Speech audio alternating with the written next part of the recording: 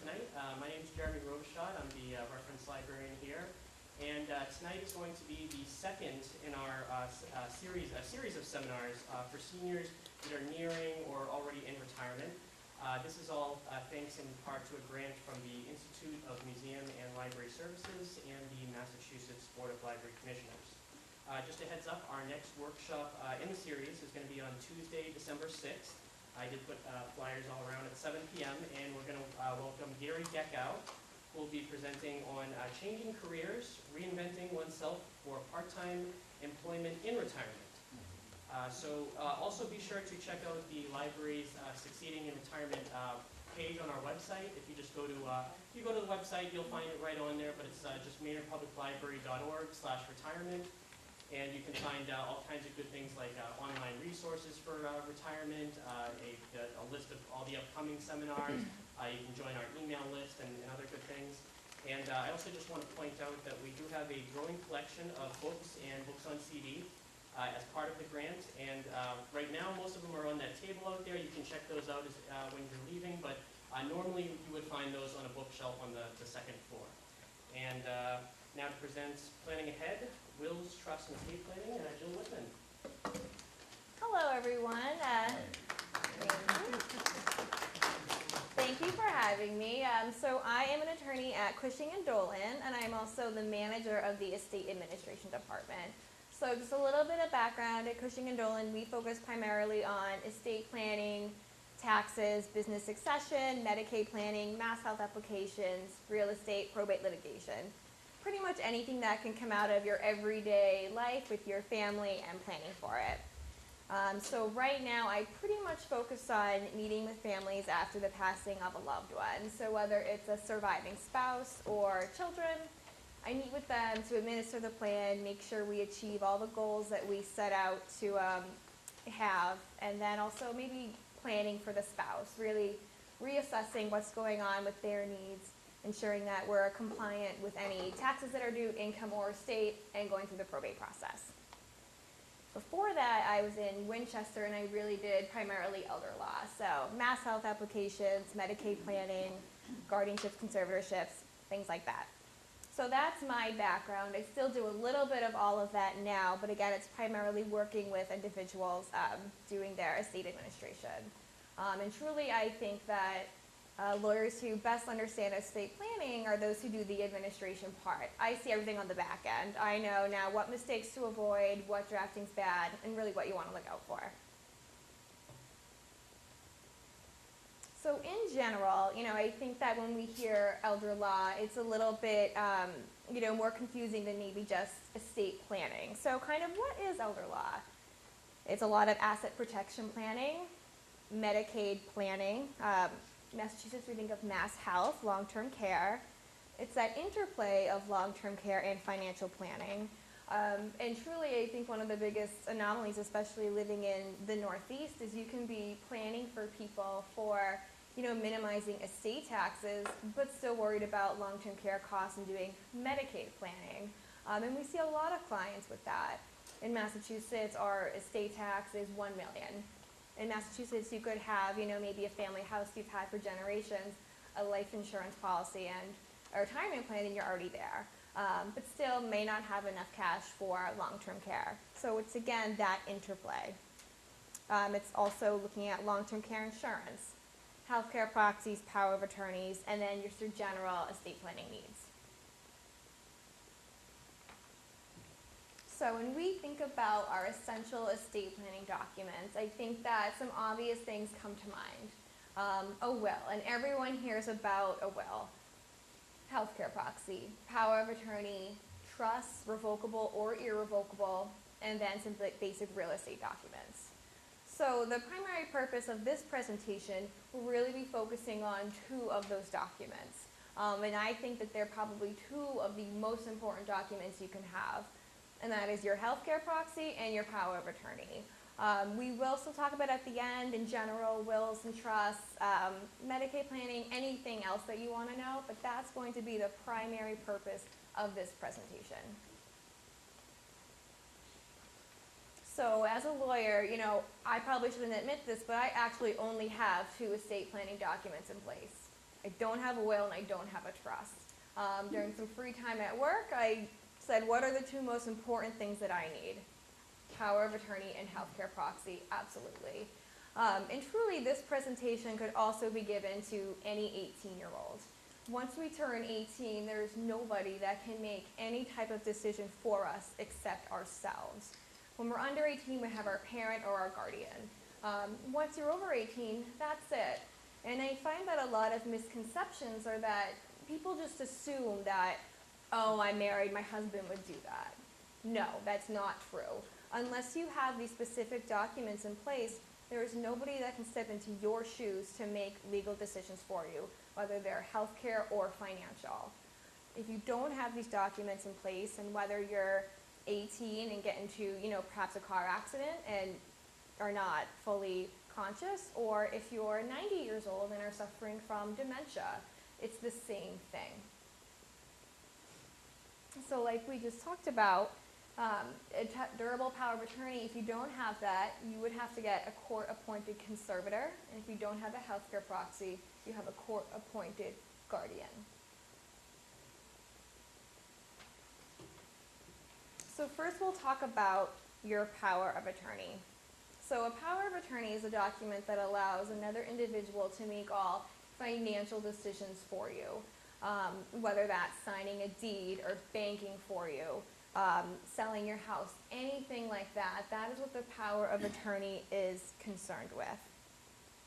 It avoids the need for a conservator, and we'll talk in a little bit what a conservator is. So durable power of attorney is in effect during your life. It ends at your death. And that's also another big misconception that I find very, very often. Maybe after the death of a parent, the child comes in and we're talking about, what assets do they have and how are they going to pay for my retainer for the funeral? And they say, no problem, I'm POA on the account. And I say, well, that died with dad. That document absolutely terminates at death. Once that's over, you're looking to the next fiduciary, and that's the personal representative of the will. And that's a whole nother story, but that's just important to know that it expires upon your passing. Power of attorney is not too picky when it comes to execution. It just needs to be in writing and notarized, so really pretty simple standards.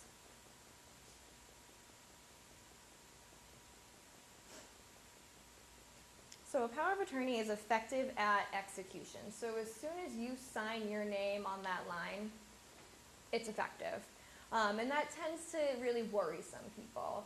They say, well, I don't want to sign it, and then, my son can have access to my bank accounts, or he could sell my property for me. And, that's true.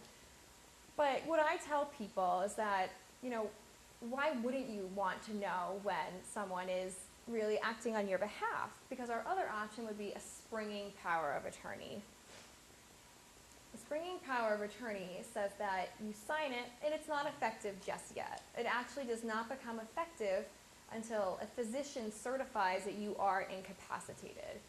To me, that doesn't make sense, and I've never done one. And I typically won't do them for someone unless there's a very strong need, or they tell me that they won't sign it otherwise.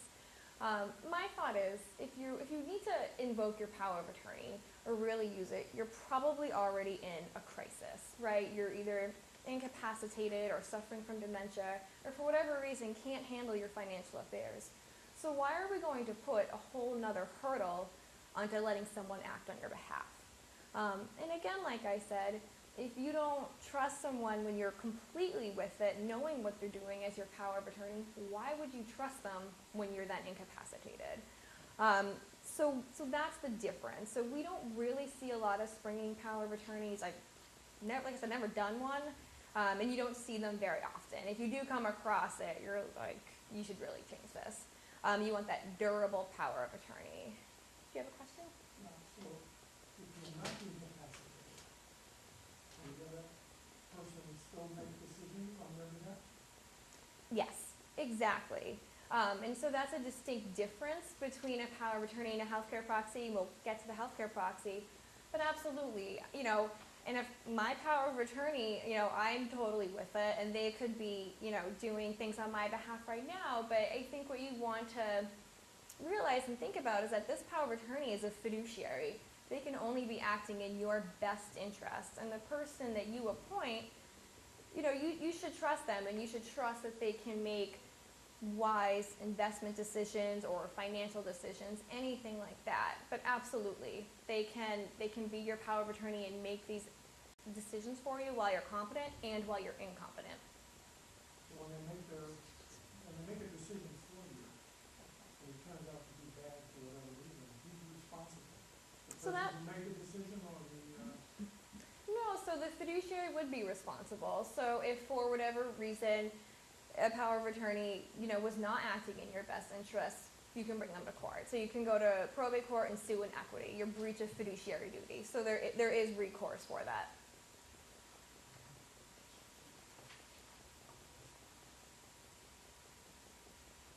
And again, what does a power of attorney do? A power of attorney can pretty much do anything that you put into that document. And again, it's all legal financial decisions. Contracts, acquire and sell property, collect and make payments, cash and life insurance policies, access safety deposit boxes. Generally, the one limitation that you do see is there's usually a clause against self-dealing, meaning the fiduciary cannot, gift themselves money. And that's typically the one limitation that you do see because you don't want to see that breach of fiduciary duty. So in a nutshell, that's the power of attorney. And it seems really simple, and it is really simple to execute. It's definitely a big responsibility, but to do it is very, very easy. On the flip side, if you don't do it, and you are in need of a power of attorney or someone to stand in your shoes to make those decisions for you, you're pretty much out of luck when it comes to simplicity. You have to go through what's called the conservatorship process. So anytime you get into a court proceeding, you're looking at a lot of time and a lot of money, and truly just a lifetime, or as long as the person's incapacitated, of really reporting to the court and paying fees. So a conservator is appointed for someone that has essentially lost decision-making ability.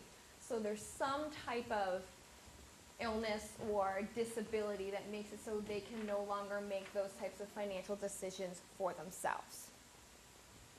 In order to be appointed a conservator, someone actually has to petition the court. And truly anyone who is interested in someone's wellness can petition to be the conservator. And there's a whole court process to it. All the interested parties have to be notified, meaning spouse, kids, if you're not married, siblings.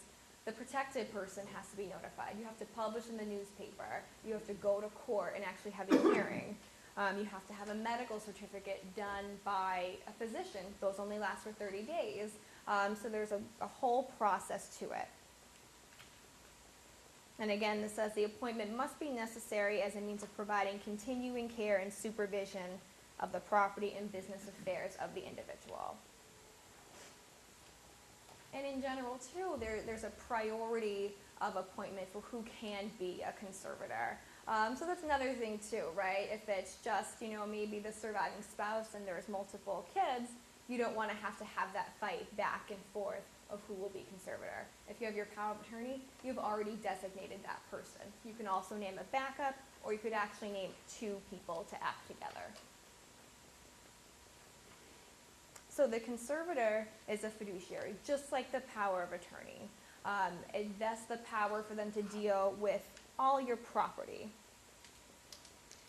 Recently, in 2009, Massachusetts did change its laws. They had a whole overhaul. They started with the Guardianship and the Conservatorship law. In 2012, we overhauled our estate administration probate law.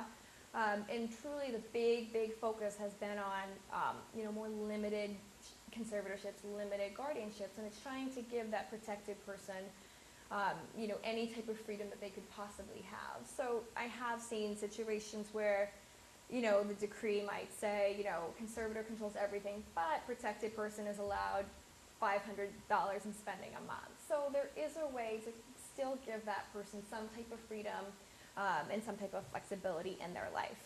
You're supposed to participate, encourage the participation in decision making. So again, the conservator has the authority to manage day-to-day affairs, but there are some other limitations. For example, if we wanted to, and we do this often, if we want to change the estate plan of the protected person, which we do very frequently to do Medicaid and MassHealth planning. Well, to the court, that's considered an extraordinary power. That's not an ordinary power that you would have over someone. So we actually have to go back to the court, petition the court, show the judge, your proposed estate plan, and have the judge allow it.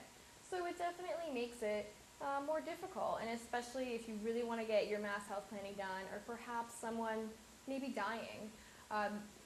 You have time constraints, right? This is probably going to take at least 2 to 3 months to do, between scheduling your court date, giving your notice, everything like that. Versus if you had your power of attorney in place, you could sign the documents.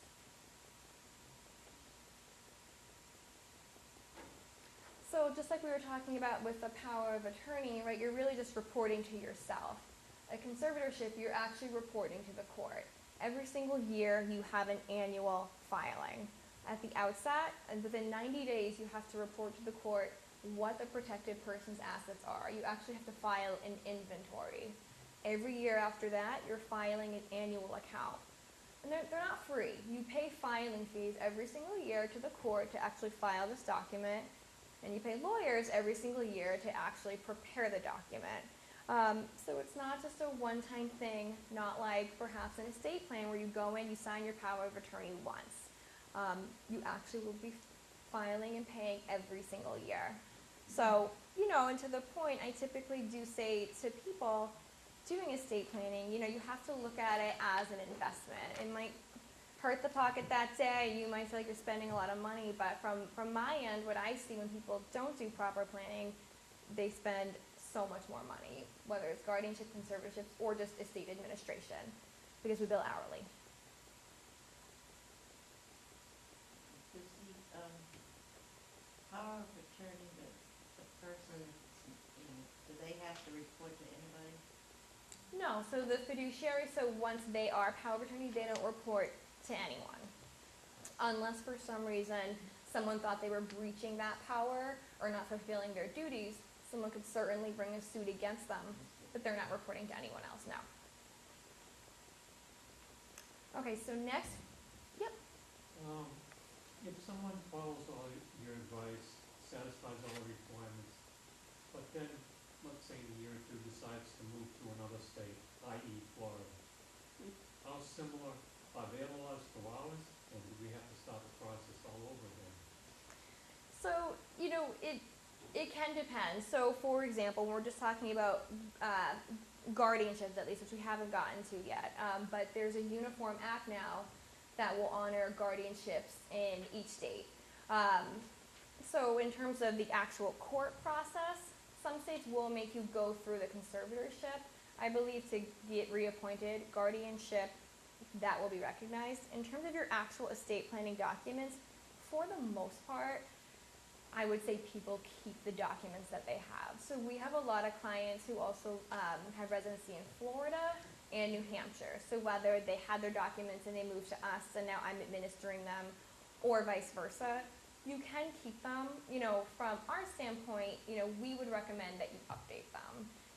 We would say that we have our own specific laws that you want to comply with, but for the most part, another state will recognize the other state's estate planning documents. So a health care proxy. So it has some distinctions from a power of attorney. One, it's obviously medical decisions. We're no longer talking about finances. It avoids the need for a guardian.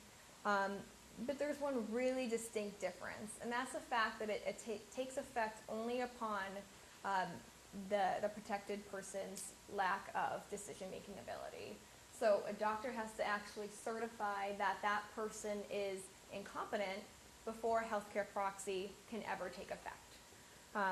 Another important thing too, I had mentioned on power of attorney, you could have one person, 2 people, 3 people, really whatever you want. I think practically speaking, it probably doesn't make sense to have, 2 people max, but I usually recommend 1. By law, you can actually only have 1 healthcare proxy. And that makes sense, right? What if you had 2 healthcare proxies, and the decision was, at end of life. And one person thought it was best to not have, continuing care, and the other person did want it. You're in the same position you started at, so you can only have one healthcare proxy. And that must be in writing, and that actually has to be witnessed. So 2 individuals do have to witness that. So the healthcare proxy has the ability to make all healthcare decisions for that individual.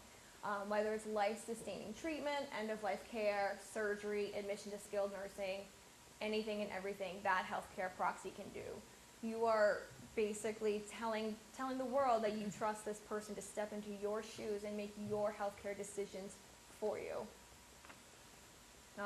And truly, I think that it's best, and I always tell my clients this, that when you're thinking about who you want to be your healthcare proxy, it does not have to be the same person as your power of attorney, your trustee, your personal representative. It has to be someone that you trust to make those decisions for your healthcare.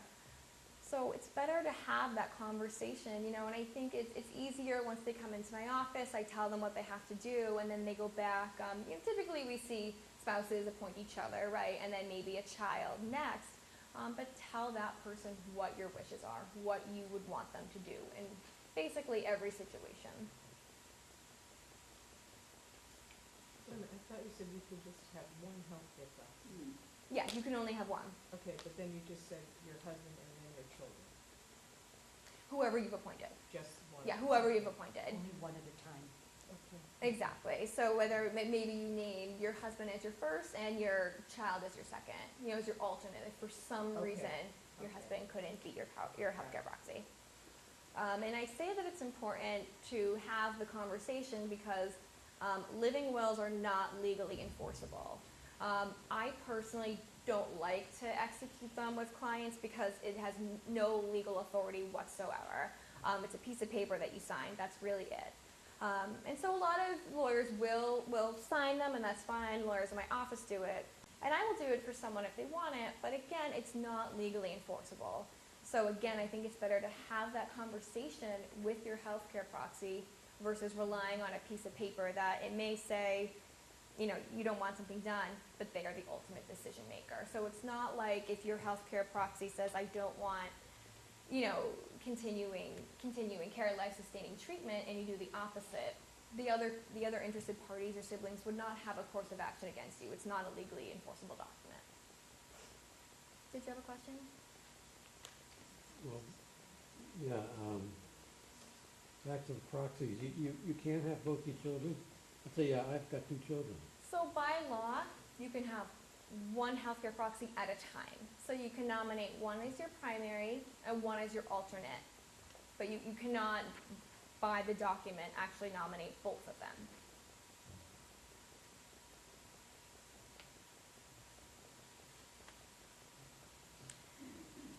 So on the flip side, just like we talked about with power of attorney, there was a conservatorship, there's guardianship for healthcare decisions. So again, prior to 2009, it was really just the same type of proceeding, guardianship of the person or the property. Now we've totally separated them out, and guardianship is just for healthcare decisions. So again, it's pretty much the same standard as a conservator. The person has to have lost decision-making ability due to some type of illness, advanced age, something like that. There's a clinically diagnosed condition. And again, we have that same standard of a medical certificate. The medical certificate needs to be signed by a physician that basically states why this person is incapacitated. Same process as a conservator as well. You file the petition with the court. You designate someone to file that petition to want to be the guardian. You give notice to all the interested parties. You publish in the newspaper. You give in-hand service to the protected person. Whether or not the protected person knows what that is, it doesn't matter. A courier still has to go and actually serve them in hand. And then you have your hearing with your judge. Again, just like a conservator, it vests title as a fiduciary. So, and again, we want to give that protected person as much independence as possible. So the judge may carve out things that they can do themselves. Maybe it's choosing their housing option. choosing things like that. For the most part, I truly don't see a lot of limitations on guardianships. It's generally the person has, full decision-making ability, but it can obviously depend on that. For elders, we typically see it like this, and for a lot of, individuals with special needs as well, we see a lot of guardianships happen once they turn 18. So this is really important here. Guardians only have the authority to make ordinary healthcare decisions. And I think that this is more interesting to me than the conservatorship part because, an ordinary healthcare decision is different to different people. I went to a seminar once with a judge, and he was saying how him and the other judges in the county kind of sat down for a round table talking about, well, what would you consider extraordinary authority? What would you consider extraordinary healthcare decisions? And they all have different answers. For someone like me, it might be if I'm diagnosed with cancer, of course I'll get chemo, right? That's ordinary. To a judge, that's absolutely not. That is extraordinary. That type of power to do that. If I was diagnosed, with something that needed to be, removed, a tumor, of course I would get that done. No way to some judges, that is extraordinary authority. So sometimes, what we're left with is truly another human being making that decision for us. What's extraordinary? What's ordinary? Truly, I would go in for anything and everything. You don't want that fiduciary to have any type of liability for doing something for the individual, making a healthcare decision that perhaps they should not have. And it's not always quick. I once went in, I got a call from a client, and they were just talking about they needed their Rogers authority. So if someone is on antipsychotic medication, that's a different ballgame as well. So we're talking about the annual renewal for that. And they were like, oh, and he was, diagnosed with cancer, so he's been getting chemo. And I was like, excuse me? And so, we had to go in right away, and the judge said, oh, I'll be 2 months out. And I said, this is an emergency. This man needs chemo. We kind of left out the fact that he was getting it already, but, those are things that you have to, I got in that day. But, you have to go and you have to fight with the clerk to get in. And so, again, you don't want to be in an emergency situation with somebody's health. They're dying, something like that, and you don't have that ability. You have to go before a judge. End of life care, most forms, right? Those are things that we would just fill out if they were put in front of us. But to do that, you have to get the judge's permission to do that. And also a big one is admission to skilled nursing. So you can't just admit someone to skilled nursing. The court has been a little bit better with that. They have done a 100-day stay. It's much simpler. But if you're going long-term, you have to get the guardianship. So just like with a conservator, you're not off the hook as a guardian. You have to file every single year. The one good thing is these filings are free, so they do help you out with that. But you have to file a care plan within 60 days of being appointed as the guardian. And every single year you have to file an annual care plan. So you have to let the judge know, what's going on, what are you doing, is the person improving? And again, like I mentioned, for antipsychotic medications, which it's not that unusual for people to be on, you always have to have an annual review for that, and that's called your Rogers authority.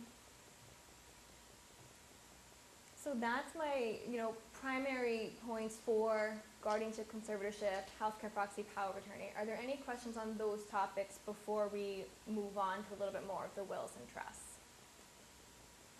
The conservatorship and guardianship, that's only if the person doesn't have a power of attorney and the health care proxy, right? Exactly. So it'd be if the person did not execute them. And sometimes, too, it can be if the person has it, but they've revoked it. So it can be those two situations where they don't have it or they have it, they've revoked it, they're acting erratically, and you go before the judge and you say, they had this, but they've effectively revoked their power. So those are the two situations. Yep. Would any of these documents automatically happen to my husband and I? No. So that's why you need it. If you're over 18, there's no assumption that, you know, my husband or wife will do it. You absolutely have to execute the document. Is there anything required of the witnesses other than signing that paperwork, once you have to invoke it? Are they required to do anything before? So in the ordinary course, no. So a witness just has to be over 18. We wouldn't want them to be related to, you know, the person signing. So you'd want a neutral third-party witness over 18.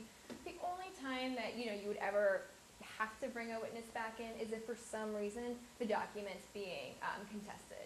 If someone's saying it's invalid, then at that point you'd obviously want to prove the document valid and you'd bring back in your witnesses.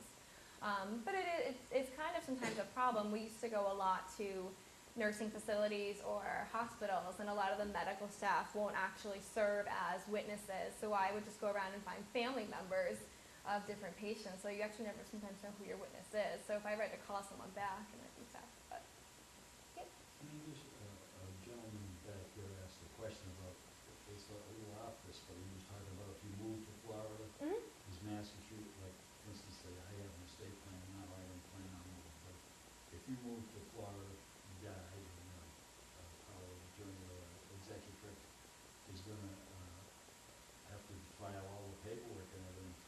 Massachusetts has a, what, $1 million, over $1 million you have to file, estate tax but return. the federal government is like 5 million. Yep, 5.45. But if you said you can probably keep your own documents, you recommend updating them. But if I died in Florida and I'm with a Massachusetts document, what is the exemption? Some states have no. Yeah, so what you're really thinking of and talking about is residency. So if you die a Florida resident, but let's just say you still have your Mass docs, that's fine. It doesn't matter. What the government's concerned with is where were you a resident when you died. Okay, So that's the important part, where you were a resident, whether an estate tax would apply to you or not. Yeah, I know there was, when I was doing mine, I guess there's even Maine, there's a couple of states that have no ones, Yeah. have no death tax. Yeah, exactly. Florida doesn't. New Hampshire, no. So that's why a lot of our clients will try to establish residency in Florida and then still live up here for part of the year. But yeah, because they escape that estate tax. I guess if I give advance notice that I'm not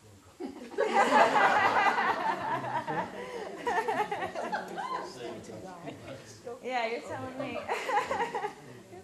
Hi.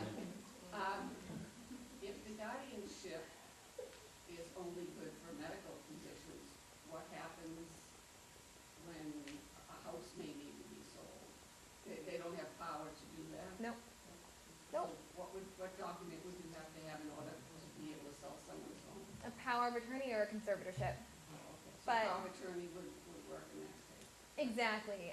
But truly, you know, if you're executing a power of attorney, you're probably executing a health care proxy. They pretty much go hand in hand, I would say, except for we do see a lot of people execute health care proxies when they're in the hospital or if they go to their doctor's office. So I'd say that we see more health care proxies than power of attorneys.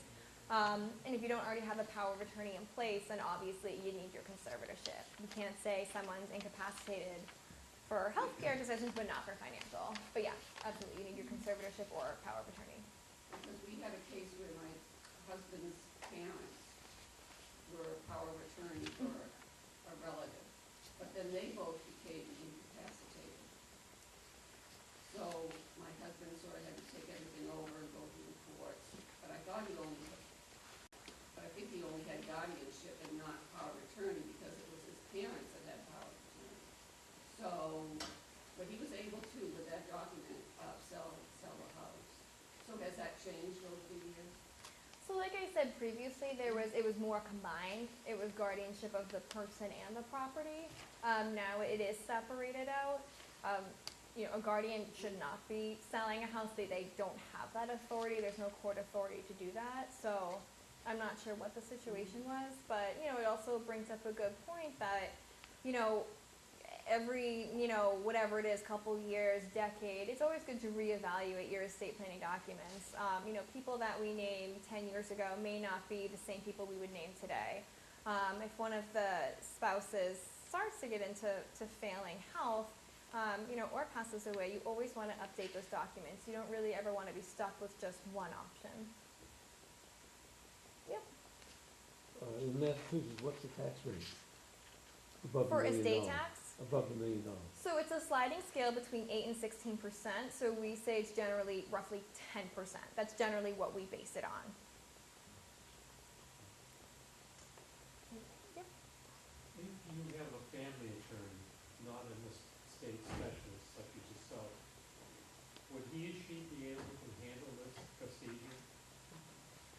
So guardianship, conservatorship, or estate planning. All of the above? So it depends, right? The lawyer answer, it really does depend. And I think that, I am by no means a family law attorney. I could never go in and do a divorce. So I truly wouldn't expect a family law attorney to be able to do what we do. And, truly we actually do see that a lot. We see a lot with divorce and settlements when the settlements are then, taking effect after death. What did they do? That makes zero sense, tax-wise, probate-wise, administration-wise. Not to say that an attorney could not have the capacity to do estate planning, but I think it's always best to go to that type of specialized attorney. I personally think it's difficult to find an attorney who can do it all. So I think it's good to have someone who is specialized. Yep. So for your durable power of attorney, can you name a primary and a secondary like you can? Absolutely. And for that too, you could name 2 people if you wanted to act together. That's not a problem. The only thing I warn clients with is that, if it's, coming to opening a bank account or doing something like that, the financial institution may actually require the 2 co-fiduciaries to be there. Or if you're calling someone, they might require the fiduciaries to be on the phone together. That's not to say they would all do that, but that's just the one thing that I warn people about. But if they feel strongly they want to, then they can certainly have 2, 3, whatever. Okay. Any other questions on that? Okay. So now we can just go in a little bit when we think about, really our typical estate planning documents. So wills and trusts. So a will is a document that you sign during life, and it serves, some pretty important functions. One is going to nominate someone to be your fiduciary, so someone to actually carry out your plan. And that may sound really basic and really obvious, but if you don't have that, then you do run into problems sometimes on the back end. Right now I have a client, and her dad did not have a will. She has 3 siblings, 1 she talks to, 2 she doesn't, one of them live in Jamaica. So, all of them have priority right now. Dad did not distinguish between any of them. So we're gonna have to go through the process of, trying to contact all of them, having them all renounce their right, all waive surety on the bond, and if they don't, then we might have to have a hearing and she might have to pay sureties on her bond, which is really just an insurance policy, but it's extra money that she has to do, and it's extra time we have to go through. So 1, it does nominate that fiduciary. We always want to nominate a secondary just in case someone can't serve, whether death, incapacity, or they just don't want to, because sometimes it can be a big job and people don't want to do it.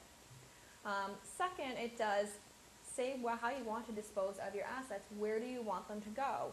Tangible personal property.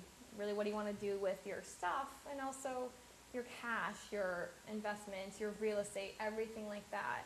And again, that's important. We have people come in all the time and they say, well, he didn't do a will, but he wrote something down that he really wanted me to have all of it. It's like, well, I can't help you with that. And no joke, I have someone now who's forcing me to contact all of the other interested parties and ask them to basically just take $10,000 versus I think it's $75,000. I don't think they're going to do that, but I can certainly try. So if someone really feels strongly, then they need to put it in writing. And I say, tough luck, they didn't do it. It's not hard to execute a will. It's really not. Go to your lawyer. They draft it. You have 2 witnesses. You notarize it, and it's done. So you can have your will say exactly what you want, you know, equally to my kids or this or that, and just leave it at that. You can also have what's called a pour over will. So a pour over will pours everything into a trust. So, you know, the different types of documents we've been talking about, so we started with our lifetime documents. Health Care Proxy, power of attorney. Only in effect during life and terminate at death.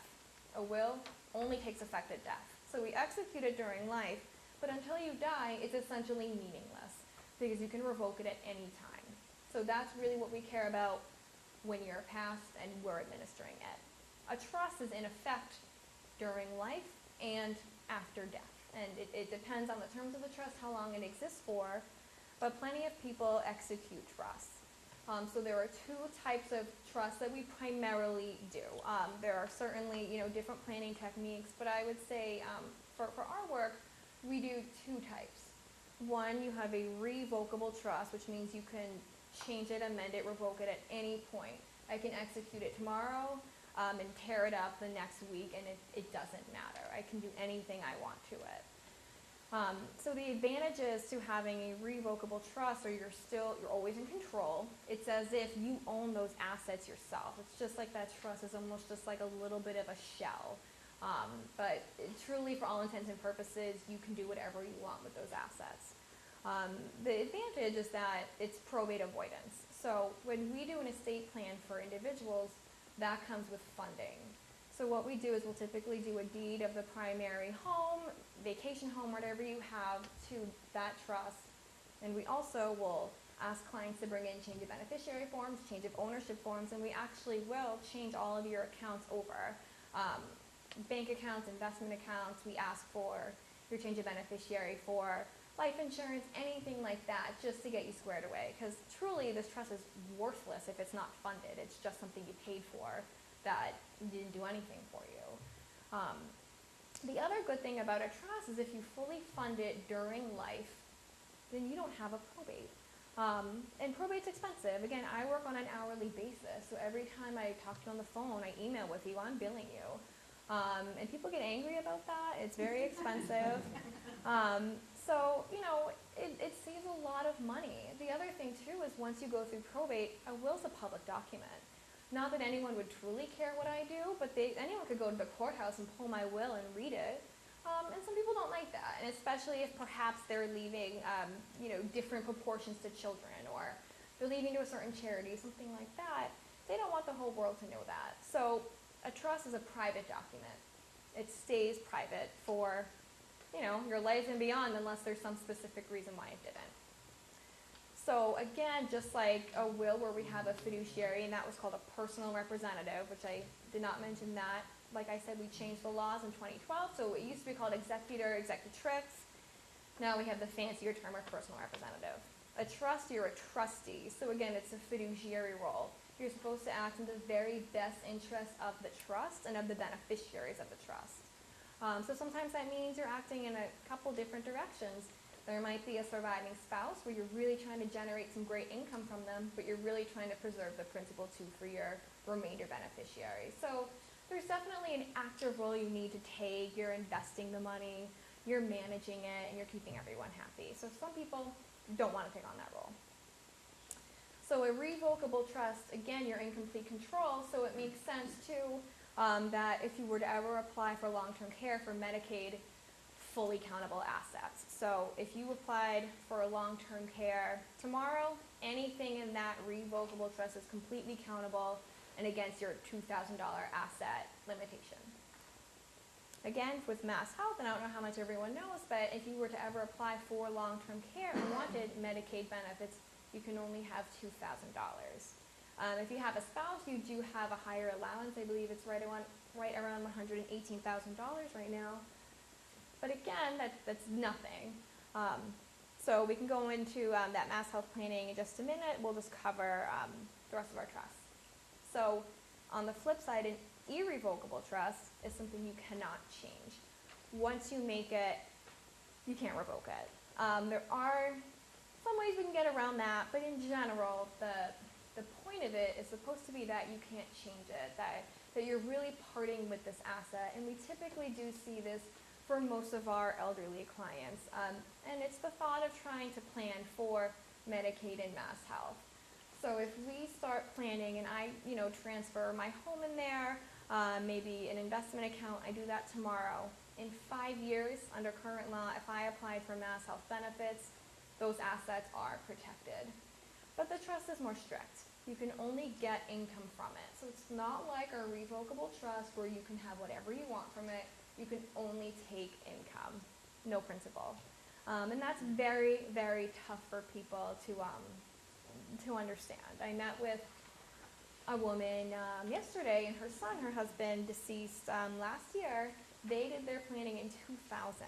So they have had their assets protected for 10 years. That's huge. And she might want to undo the planning because she says, I want access to my money. And I don't think she should do it, but some people feel very strongly that they want to be in control of their money. They want to be able to do with it what they want. And I understand that. So it's not for everyone, but typically we do say, let's put the primary home in there, primary residence. What do you get from it anyway, right? You're not getting your principal from it unless you sell it. So I think the primary residence is really the best thing to put into that irrevocable trust. You're protecting it for the next generation, and you're not losing out on much. So again, that irrevocable trust starts that 5-year look back. So if I were to apply for MassHealth tomorrow, MassHealth wants to see my past 5 years worth of statements. The Commonwealth takes the position they don't want to see you impoverishing yourself to, obtain government benefits. But on the flip side, again, like we talked about, someone could have, a $1 million home or $800,000 home, but they still don't have a lot of cash and they wouldn't have the money to pay for long-term care if they wanted to pass anything to their next generation. So that's kind of what you weigh with that. Again, with MassHealth, it's that 5-year look back. You can't have more than $2,000 in assets or $118,000 in assets. So if you put everything into an irrevocable trust, income only, you can protect those assets. And that's huge for a lot of people to have that type of protection. But at the end of the day, too, accountable for tax purposes, because you're not fully parting with it. You get the income from it. So Commonwealth of Mass is still going to count it when you pass away for their $1 million exemption. So that's kind of the frustrating part, and I think one of the bigger parts that people don't realize and they get frustrated about at the end. That's a lot of what the MassHealth and trusts are. Who has questions on that? Sure. So are both trusts come under that 5-year look back? Revocable and irrevocable? So if you have a revocable trust, you're not getting Medicaid benefits if those countable assets are over $2,000, no matter what, because you have access to principal and income. It's truly only the irrevocable trust. That's the planning technique for Medicaid, so that's the one that we're worried about. Well, If you have the revocable trust, doesn't matter if you did it 10 years ago, they'll still count it. On the revocable trust, when you put your assets in there, Mhm. the trust becomes the owner of those assets? Yes. So technically, the owner is the trust, but it's still associated with your social security number while you're alive. It's a grantor trust. So for income tax purposes, it's all yours. Yep.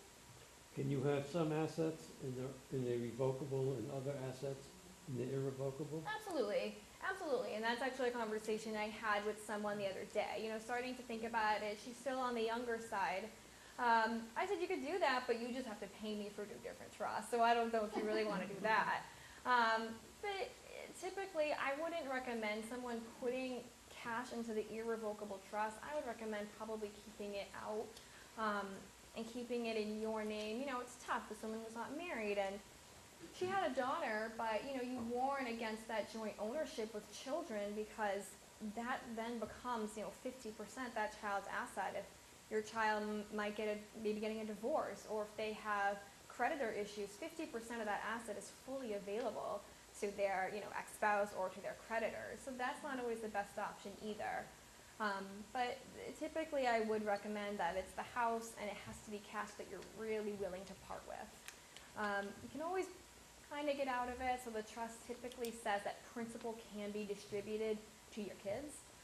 So I say if you really need it, if you really want new windows, have the trustee distribute the principal to the kid pays for the windows.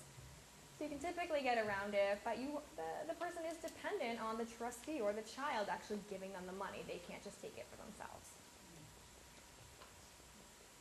Is the look back period the same in all states? So yeah, it's a federal law. Oh, that's a federal law. Yeah. Exactly. Yes, this will probably be the only opportunity, unless I go to an attorney's office, to hear an attorney speak on this subject. One of the related areas is financial planning. And I don't know if anybody else here, but I see a lot on PBS with different presentations with financial planning. Do you have an opinion on any of those shows? Have you seen any of those? So I have not seen any of them, but I think it's great to work with a financial planner. Even the work I do, I think it really is holistic. We work with CPAs and financial planners all the time. I think for a lot of individuals, they need all three people at the table, or maybe we're all just conference calling or talking to people, but it's truly an interplay. By no means am I a financial planner, but we can work with them to talk about, what are the tax consequences of the trust? What are the tax consequences of this transaction? What's better for the client? But we don't do financial planning. You need to put IRAs in a trust if you assign beneficiaries. So typically we save for something like that. So even for anything you can have a named beneficiary on, like an IRA, a 401k, life insurance, keep them in your name. Typically the institution won't let you put them in the name of a trust, except for life insurance, and it's always better to name individuals versus a trust. So if you can do that, that's what we recommend. It escapes probate, so you're still achieving that goal, and the payout's immediate to that person. You don't have to go through the process of maybe accepting as a trustee, the trustee getting it, going to a trust account. It can just go to the individuals. So you don't put an IRA in the trust then? No. But it's still a countable asset. Yeah. Exactly. So what would go into a trust? Your house, your bank accounts, your car, what else? So not your car, but it would be your house, your bank accounts, like a brokerage account, investment account. A lot of our clients are small business owners, so we can put their shares, their interest in the business into the trust as well. Yep. Does it dissolve under death? So it depends. Typically, if we have a surviving spouse, it doesn't, right? If we're doing a joint trust, it won't, and even if it's an individual trust, because we typically provide that for the rest of that surviving spouse's life, that trust is for their benefit. If it's Medicaid planning, we're saying they're only going to get income. If it's not, if it's more tax planning, the spouse can typically take principal from the marital share. But if it's then no spouses alive, typically the trust will terminate upon death.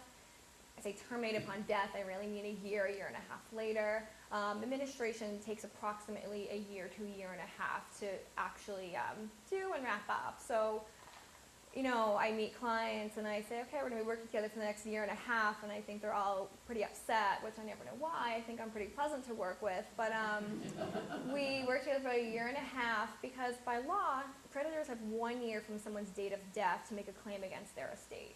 So even if we're not filing a probate, a creditor can still reach into that revocable trust if you have that. And if you distribute 6 months before, 6 months from death, that trustee, that PR, can be personally liable for that claim if that claim is perfected and goes through that process. So minimum 1 year, we don't want to see distributions made or full termination of the trust. And if you're taxable, the estate tax return is due 9 months from the date of death. You file it, and then you wait for the Department of Revenue to actually look at it, approve it, and issue a closing letter. And that's typically right around 4 months after you file that. So truly the administration period tends to be about a year and a half. So when we say terminate upon death, it is supposed to, but there's kind of that wrapping up period. And you could also choose to have continuing trust for your beneficiaries. Maybe one of your kids, maybe you might think they might go through a divorce. You can always hold back their share. Or maybe you just don't trust them. Maybe they're not financially savvy, and you want them, they're sure to be held back. Or maybe they're really young. Maybe you're leaving to grandchildren. So you can always hold back in continuing trust. but that is then just broken down into those separate trusts. So they can be ongoing, typically terminate at death. Maybe you mentioned this and I missed it while I was taking notes. What happens if a person gets a pension from their workplace, their former workplace? So I in mean, how terms, do you handle that if you're trying to protect assets for the surviving spouse and you have an irrevocable trust? so to be honest, I'm not sure on that part of the Medicaid planning. I don't think I've ever run into it. But I think it would have to be valued at that day that they're applying for benefits. So I'm not sure on that particular answer. What if a will had been written and not updated, and the beneficiaries were no longer in this person's life, per se, but still alive, and, does some of the family have recourse to gain the, access to the, So no, if a will was validly executed, it's a valid will. Certainly those individuals could contest the will, and to be honest with you, if there's a will contest and you don't want to pay for litigation, people usually settle and will pay out to those beneficiaries. But if it's a valid will, again, it's not that difficult to update your will or to execute a new will. So you really should, if things change. I typically see people, when they have their kids, that's when you see people doing their estate planning, and then it's maybe like 30 to 40 years later they think about it again.